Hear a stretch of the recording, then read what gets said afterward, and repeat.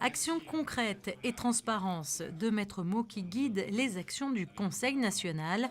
Alors que les débats publics autour du budget rectificatif 2018 approchent à grands pas, l'ensemble des élus souhaitent que les futurs projets prennent en compte la qualité de vie des Monégasques et l'avenir de la principauté.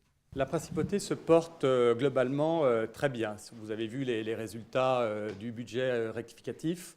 On annonçait au prohibitif 2 millions d'excédents. Là, on annonce à peu près au budget rectificatif 10 millions. Et comme on vous l'a expliqué ce matin à la conférence de presse, en fait, on sera, avant écriture comptable, on sera plutôt sur un excédent réel de plus de 100 millions. Nous avons un certain nombre de mesures que nous avons proposées aux Monégasques qui ont été validées massivement par le vote. Et donc, nous sommes là pour appliquer ces mesures.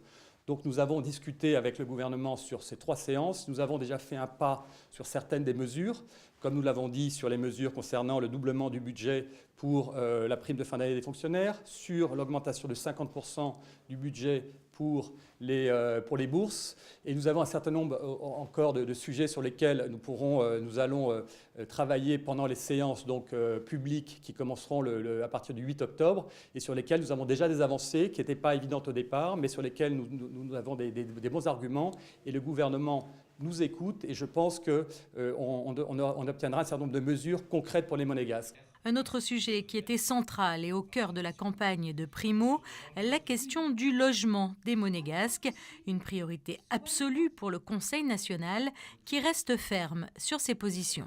Il y a un besoin rapide de construire des logements. Il y a des programmes qui sont en cours mais qui sont très insuffisants puisque le prochain grand programme ce sera Testimoniaux 2. C'est bien, mais ça ne suffit pas du tout, parce que si on se contente de ça, on va avoir un déficit encore plus important d'ici quelques années. Donc on a besoin aujourd'hui de lancer rapidement des programmes. C'est pour ça qu'on a parlé du Grand SIDA, qui va permettre sur un horizon 2022-2023 de livrer environ une centaine de logements. Et on aura par la suite la nécessité très rapidement d'enchaîner avec Testimoniaux 3, c'est-à-dire la deuxième tour, dans une option plus large qui permettrait de livrer 200 logements. Et comme le besoin annuel des Monégasques est de 100 logements par an, le Conseil national a émis le souhait de voir dans les 5 années à venir la construction de 800 logements. À l'ordre du jour également, vous l'aurez compris, la revalorisation des bourses d'études, le doublement de la prime de fin d'année et le plan retraite des fonctionnaires, ainsi que la restructuration du centre commercial de Fontvieille.